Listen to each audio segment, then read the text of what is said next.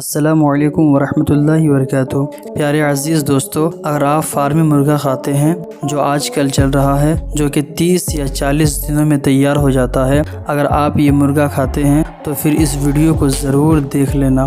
اس video کو دیکھنے کے بعد آپ مرغا کھانا چھوڑ دیں گے۔ مفتی سلمان ازہری صاحب نے مرغا کھانے والوں کے لیے بہت ضروری پیغام دیا ہے، جو پیغام ہر انسان کو سننا چاہیے، ہر ہندوستانی کے لیے سننا بہت ضروری ہے۔ مفتی سلمان ازہری نے کیا پیغام دیا ہے، چلیے اس ویڈیو کو ہم شروع کرتے ہیں۔ غذائیں باقی رہ گئی ہیں، حتیٰ کہ ابھی ہم ڈرتے تھے مرغیوں کے سلسلے میں۔ یہ جتنی مرغیاں بکتی ہیں آج، چکن، اس کی ایجاد 1960 میں ہوئی ہے۔ یہ برائلر چکن جو آیا ہے، یہ اوریجنل پہلے کی مرغی نہیں ہے۔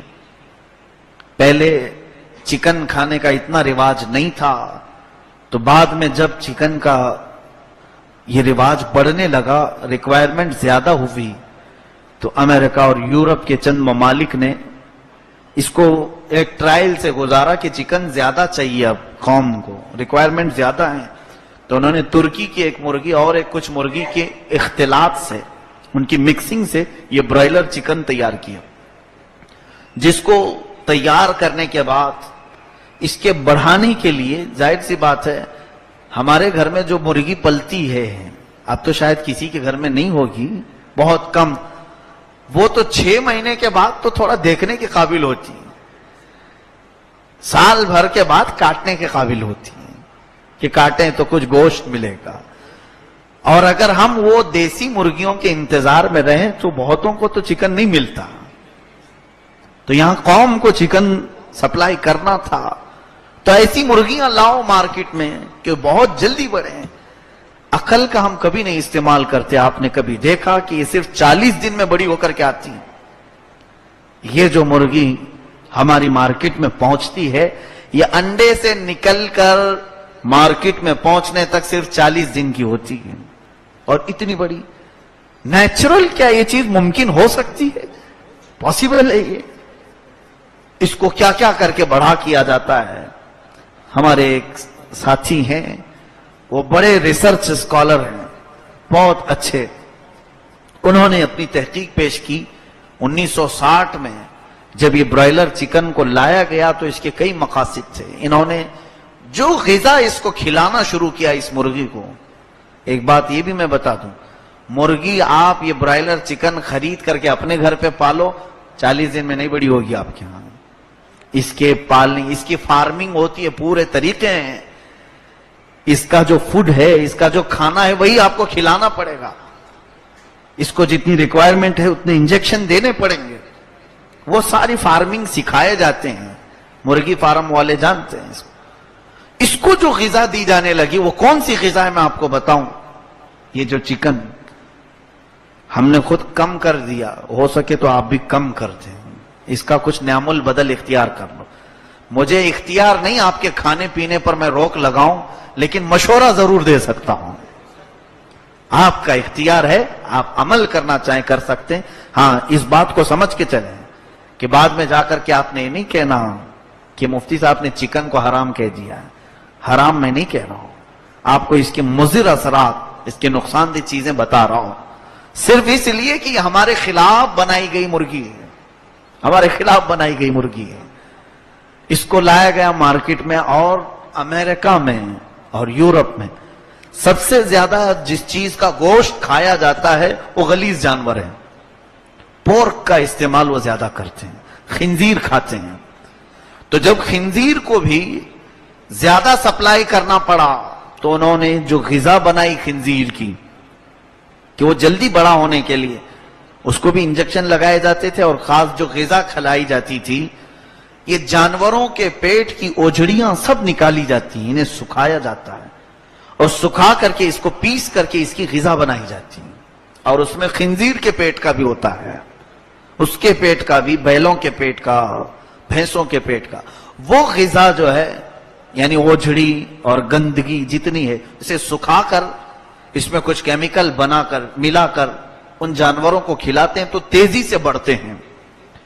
وہ خنزیروں پر جو انہوں نے ٹرائل کیا تھا، وہی غذا اس برائلر چکن کو بھی کھلائی جانے لگی۔ سیم وہی غذا، وہی فوڈ جو خنزیر کو کھلا کر فارمنگ کی جاتی. یہ آتھینٹک چیز میں بتا رہا ہوں آپ. یہ جو برائلر چکن کا فیڈ یا اس کا کھانا ہے، یہ سب پورا جو ہے وہی بنا کر کے وہ جڑیوں کو سکھا کر انہیں کھلایا جاتا ہے. یہ کھلائیں گے تبھی بڑی ہوں گی.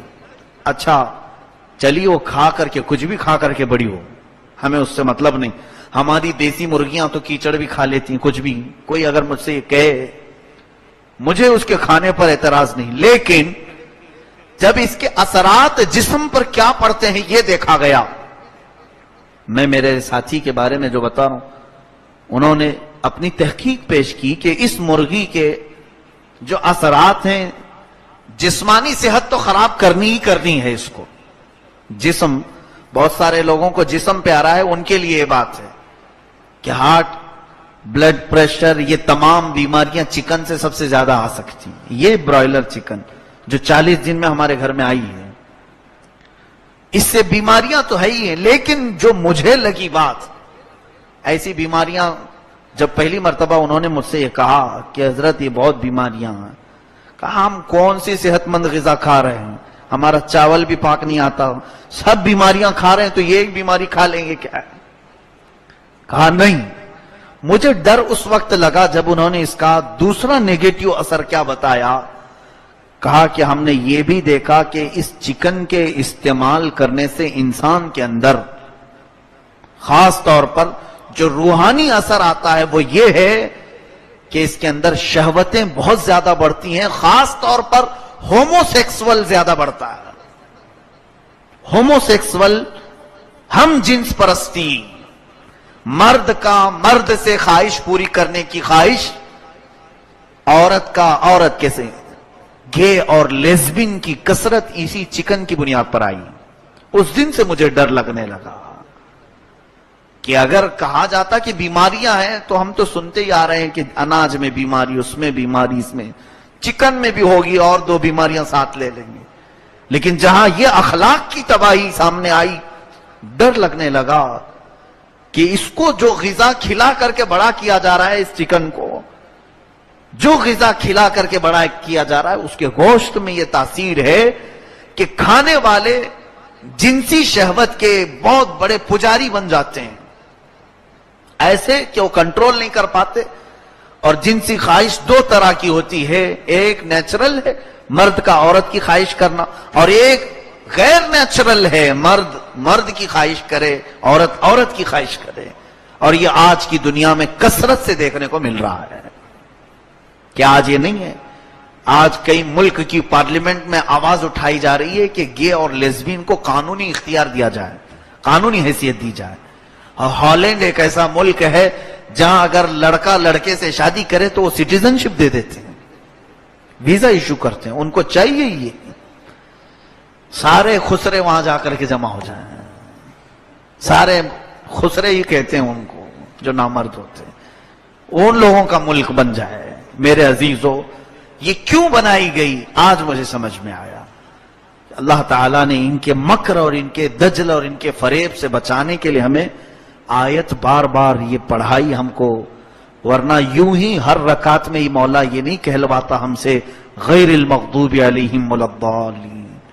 اے اللہ ہم کو یہودیوں اور عیسائیوں کے راستے پر نہ چلا.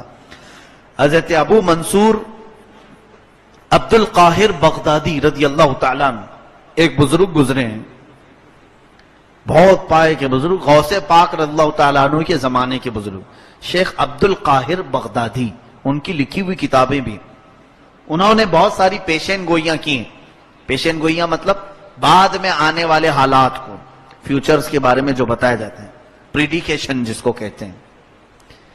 تو حضرت عبد القاہر بغدادی رحمت اللہ علیہ نے کچھ پریڈیکیشنز، کچھ ایسی بھی باتیں بتائی ہیں کہ جب 2000ویں سال کی ابتدا ہوگی، یعنی یہی سینچری 2000 سال کے 21ویں صدی شروع ہوگی، یا پھر 19ویں صدی یا 20ویں صدی کا آخری حصہ ہوگا، تو انہوں نے لکھا ہے کتاب میں کہ مسلمانوں میں خنزیر کھانے کا رواج ہو جائے گا.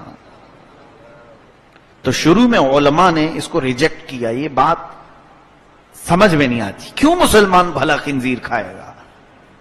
अभी पाकिस्तान के चंद उलमा ने उस किताब को फिर से दोबारा सामने लाया और कहा कि हजरत अब्दुल काहिर बगदादी रहमतुल्लाह अलैह ने जो फरमाया था कि 20वीं सदी के बाद मुसलमानों में खिंजीर का रिवाज आ जाएगा, अगरचे ओरिजिनल खिंजीर नहीं खाते लेकिन उसके पेट की ग़िज़ा खाकर बड़ी हुई चिकन जो खाते हैं, शायद इसी की तरफ उनका इशारा रहा होगा, इसी की तरफ उनका इशारा रहा होगा। और हमारे एक बुजुर्ग ने बहुत प्यारी मिसाल बयान फरमाई, अहमद यार खान नईमी रहमतुल्लाह अलैह, कि इन मुर्गियों के खाने की वजह से जो हमारी आज हालत बनी है, कोई आप ये मत समझें कि पूरा मैटर मुर्गी के खिलाफ हो गया। कुछ तो बात है जो कह रहा हूं, कोई तो बात है। मुझे ऐसा नहीं है कि मैं चिकन नहीं खाता, मैं भी खाता हूं। अल्लाह मुझे भी अमल की तौफीक अता करे, आपको भी। जितना हो सके हम छोड़ सके, जितना हो सके अवॉइड करें। ये नहीं है कि एक साथ हम अपने मुआशरे से निकाल दें, ऐसा मुश्किल है, लेकिन जब इसके मुज़िर असरात हमारे सामने आए, देखिए आपको डॉक्टर, अच्छा वाला जो डॉक्टर है वो पहले ये बताएगा, कोशिश करो कि दवाई इस्तेमाल ना हो, परहेज ही पे रहो। होता है ये नहीं, ज्यादा से ज्यादा कोशिश ये करो कि परहेज करो, दवाई इस्तेमाल करने से बेहतर है। यही बात मैं भी कह रहा हूं, आपसे यही मैं गुजारिश कर रहा हूं कि वो वक्त ना आने पाए कि उसकी खराब असरात हमारे जिस्मों पर आए। अल्लामा अहमद यार खान नईमी रहमतुल्लाह अलैह ने बड़ी प्यारी बात फरमाई जो लगती हुई है। इन देसी मुर्गियों में और ये फार्म मुर्गियों में बड़ा फर्क है। इनकी आदतें खाने की वजह से हमारे अंदर आई भी वैसी हैं। इसकी बुरी आदतें मैं बताऊं, ये ब्रॉयलर चिकन की बहुत बुरी आदत, देसी मुर्गी में ऐसी नहीं होती है, लेकिन इसके अंदर बहुत बुरी आदत। पहली आदत तो ये है कि ये कभी भी अपना डिफेंस करती ही नहीं है। इसको आसानी से कोई भी पकड़ सकता है, होता है नहीं। और देसी मुर्गी दौड़ा दौड़ा के थका देगी आपको, नहीं मिलती, हाथ में आती नहीं है। और ये जो फार्म मुर्गी है, थोड़ी देर कुक कुक कुक करे और उस हाथ में आ जाए, ये ज्यादा अपना डिफेंस नहीं करती। एक इसकी बुरी आदत ये है, कोई पकड़े पहले अपना भी डिफेंस नहीं करती और दूसरी मुर्गी को कोई पकड़ रहा है तो उसे भी कुछ नहीं करती, कुछ नहीं करती।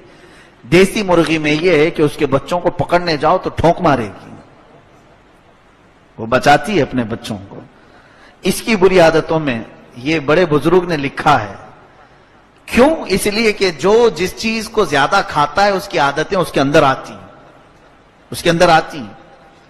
हां, इसीलिए आप देखें ये यूरोप वाले, अमेरिका वाले खिंजीर ज्यादा खाते हैं और खिंजीर गलीज होता है, ये गलीज काम ज्यादा करते हैं, ज्यादा करते हैं। शहवत इनके अंदर ज्यादा है, हर तरह की गंदगी कर जाते हैं, बेहया हैं। उसकी वजह यह है कि खिंजीर सबसे ज्यादा बेहया जानवर है, उसके असरात इनके अंदर है।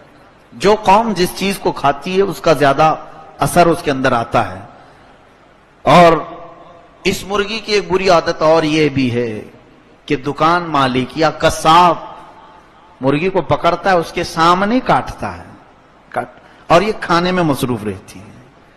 ये अपने चावल दाने खा रही है, उसके सामने ही दूसरी मुर्गी कटती है, अपनी बारी का इंतजार करती है। और क्या है, थोड़ी देर में पिंजरे में हाथ डाल। बहुत सारी दुकानों पे तो मैंने देखा पिंजरे में भी नहीं रखते, वो नीचे ही छोड़ देते हैं। कहां भागेगी, कहीं नहीं जाती, वो सामने कटते हुए देखती है, वो कभी नहीं कुछ करती। उस मुफस्सिर शहीर ने बहुत अच्छी बात कही कि ऐ मुसलमानों, उसी की आदतें हमारे अंदर आज आ गई। आज ऐसा हो गया कि दुश्मन तुम्हारे ऊपर हमलावर है, तुम डिफेंस करना ही भूल गए। आज मार खा रहे हो, सो रहे हो, मार खा रहे हो, सो रहे हो। जो हमारी बात थी एक डिफेंस की, कोई हाथ तो लगाए किसी हमारे मुसलमान की तरफ, हम पूरे के पूरे जाग जाते हैं। आज रोज हम सुनते हैं खबरें, वायरल किए जाने वाले वीडियो देखने की भी हिम्मत नहीं होती, लेकिन हम देख करके सो रहे हैं या नहीं। उसके अलावा उसकी वो बुरी आदत भी हमारे अंदर आई है कि सामने कटते हुए दूसरे मुर्गी को देखकर भी खामोश रहती है, खामोश रहती है। यही हाल आज सबका है हमारे। ایک مسلمان سامنے کاٹا جا رہا ہے، ہم کھانے میں مصروف ہیں. اسی برائلر چکن کا ہی اثر ہے کہ سب یہاں پر فارم مرغیاں بن گئے. ہماری حالت آج فارم مرغی کی طرح ہے کہ ہم سب دیکھ رہے ہیں، اس کے باوجود خاموش کھانے پینے میں مصروف ہیں. ہماری آوازیں بند ہو گئیں. آج ممبر سے نہیں بولا جا رہا، آج ڈر ہے سب کو. علماء کو ڈرایا گیا. ہمارے بڑے قائد جو کہلائے جاتے تھے اور چپ ہو گئے، خاموش ہیں، کسی بات پر نہ بول. کسی کونے میں کوئی ایک پکارتا ہے. مثال کے طور پر میں ایک فقیر یہاں سے اگر پکاروں تو ہماری حالت وہی ہے. نکار خانے میں طوطے کی آواز کتنی ہے. ہم بڑے بڑے ڈھول بج رہے ہوں، ایک طوطا پکارے تو اس کی آواز کہاں جائے گی. ہماری آج پوزیشن یہ ہے. مسلمانوں، آج آپ اپنا ڈیفنس سیکھو. آپ اپنے اوپر آنے والی مصیبت کو ایکسپٹ نہ کرو. اسی لیے سید الشہداء امام حسین شہید کربلا رضی اللہ تعالیٰ عنہ نے بہت بڑا میسج ہمیں دیا تھا.